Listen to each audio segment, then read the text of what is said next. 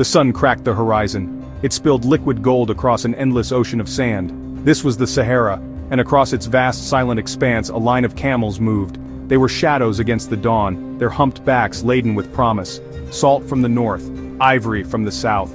Each step kicked up dust from 1,000 years of journeys just like this one. This was not the beginning of Africa's story, but it was the dawn of a new chapter, one where empires would rise from the very earth, powered by faith, ambition, and the inexhaustible demand for Africa's wealth.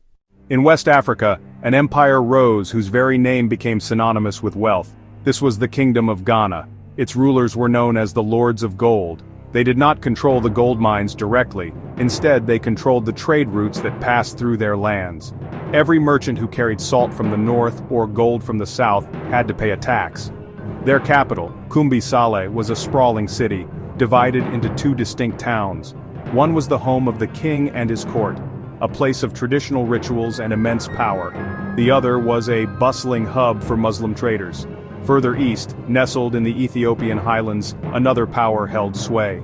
This was the Kingdom of Aksum. Its roots were ancient, stretching back centuries. Aksum was a maritime trading power, its port city of Adulis a gateway to the Red Sea and the Indian Ocean. Its ships sailed to Egypt, Arabia, Persia, and India. Along the eastern coast of Africa, a different kind of civilization emerged. This was the Swahili coast. It was not a single empire but a string of brilliant city-states. The Sahara Desert was not a barrier, it was a bridge. For centuries, the trans-Saharan trade routes were the arteries that pumped life into West Africa. From the north they brought immense slabs of salt, a precious commodity. From the forests and savanna south came gold. This salt-for-gold trade was the engine that powered the great West African empires.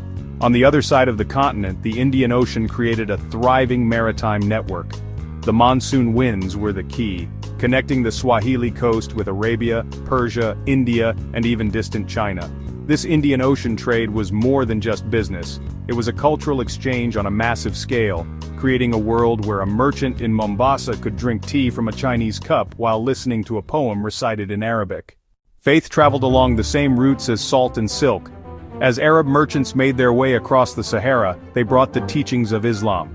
The new religion spread gradually, often beginning in commercial centers.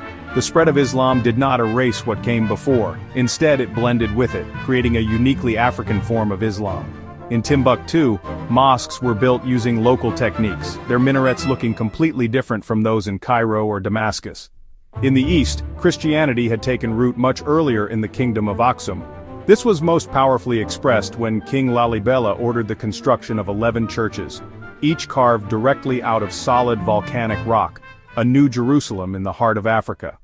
The story of Africa during this era is one of incredible innovation and exchange.